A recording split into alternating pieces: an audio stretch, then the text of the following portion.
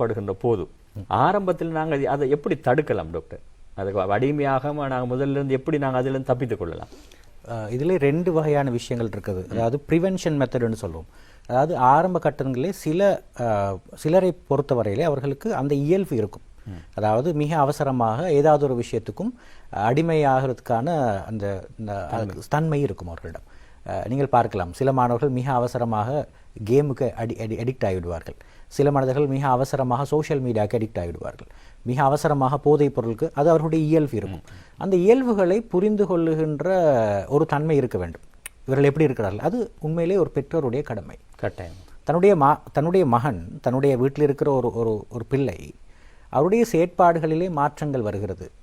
அந்த மாற்றங்களை உணராத பெற்றோராக நாங்கள் இருக்கிறோம் என்று சொன்னால், நாங்கள் பெற்றோராக இருப்பதற்கு என்ன தகுதி இருக்கிறது? ஒரு அறிஞர் சொல்லுவார், உங்களுக்கு குழந்தைகளை சரியாக வளர்க்க தெரியவில்லை என்று சொன்னால், வளர்க்க முடியாது என்று சொன்னால், வளர்ப்பதற்கான நாலேஜ் இல்லை என்று சொன்னால், நீங்கள் பிள்ளைகளை பெற்றுக்கொள்ளாதீர்கள்.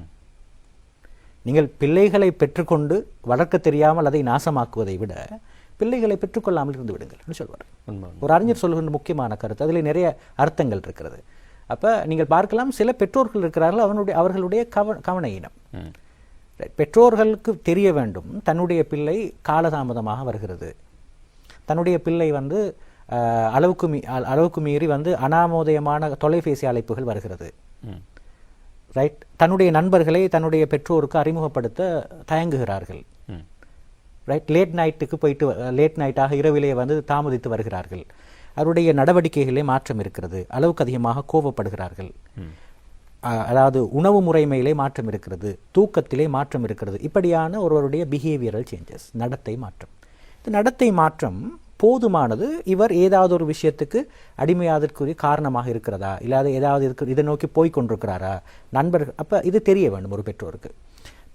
ஒரு பெற்றோருக்கு தெரிய வேண்டும், தன்னுடைய மகள் யாரோடு பழகுகிறார்கள், சார்ந்திருக்கிறவர்கள் யார், எந்த மாதிரியான குடும்பத்தை சார்ந்தவர்கள், அவருக்கு ஏதாவது ஹேபிட்ஸ் இருக்கிறதா, ஒரு பெற்றோருடைய கடமை.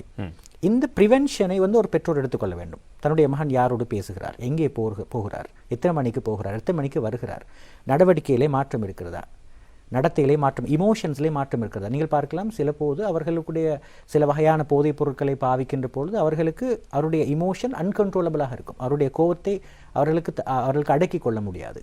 வீட்டில் இருக்கிறவர்களை தொந்தரவுப்படுத்துவது, காசு கேட்டு அவர்களை பிரச்சனைக்குள்ளாக்குவது, களவெடுப்பது, போதைப் பொருள் பாவிப்பதற்காக அச்சுறுத்தல் செய்வது, நிறைய பேரை பார்த்திருக்கிறோம்.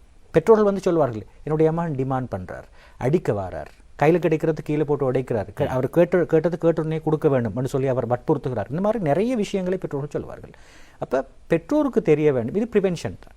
அதாவது இந்த பிரச்சனைக்குள் உள்ளாகாமல் ஆரம்பத்திலே தடுத்துக் கொள்வதற்கான எங்களுக்கு தெரிய வேண்டும், எங்களுக்கு அவேர்னஸ் இருக்க வேண்டும், நாலேஜ் இருக்க வேண்டும். இந்த மாதிரியான சிச்சுவேஷனில் என்னுடைய பெற்றோர்கள் இருக்கிறார்கள்.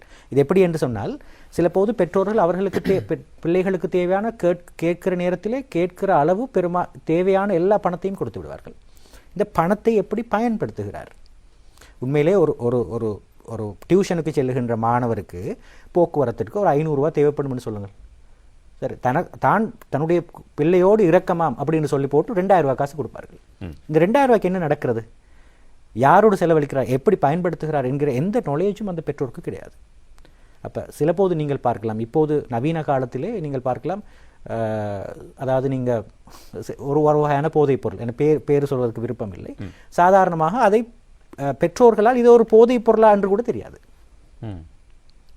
சாதாரணமாக பாடசாலை மாணவர்கள் 15, என்னிடம் நிறைய ஹிஸ்டரி இருக்கிறது, 14, 15, 16 வயது மாணவர்கள் பாடசாலையிலே பயன்படுத்தி பாடசாலை அதிபர்களால் அல்லது ஆசிரியர்களால் பிடிபட்டு கவுன்சிலிங்காக அல்லது இந்த உளவியல் செயற்பாடுகளுக்காக அனுப்பப்பட்ட மாணவர்கள் நிறைய பேர் இருக்கிறார்கள். அவர்களுக்கும் தெரியாது இது தடை செய்யப்பட்ட ஒரு விஷயம் அப்படின்னு சொல்லி சர்வசாதாரணமாக பயன்படுத்துகிறார்கள். அதை பயன்படுத்திய பிறகு சில போது அதை பயன்படுத்துவதற்கான அறிகுறியே கிடையாது. முந்தைய காலங்களில் ஒருவர் போதைப் பொருளை பயன்படுத்தினால் ஒரு வகையான வாடை அடிக்கும் இல்லையா, இல்லாட்டி கண் சிவந்திருக்கும், நாங்கள் நிறைய விஷயம் சொல்லுவோம் இல்லையா. ஆனால் இப்போது கண்டுபிடிக்க முடியாது. டிஃபரெண்ட் ஃப்ளேவர்லே ஈஸியாக பயன்படுத்தக்கூடிய முறையிலே வந்திருக்காரு. நான் அண்மையிலே ஒரு ரீஹபிலிட்டேஷன் சென்டருக்கு ஒரு மீட் பண்ணுறதுக்கு போயிருந்தேன்.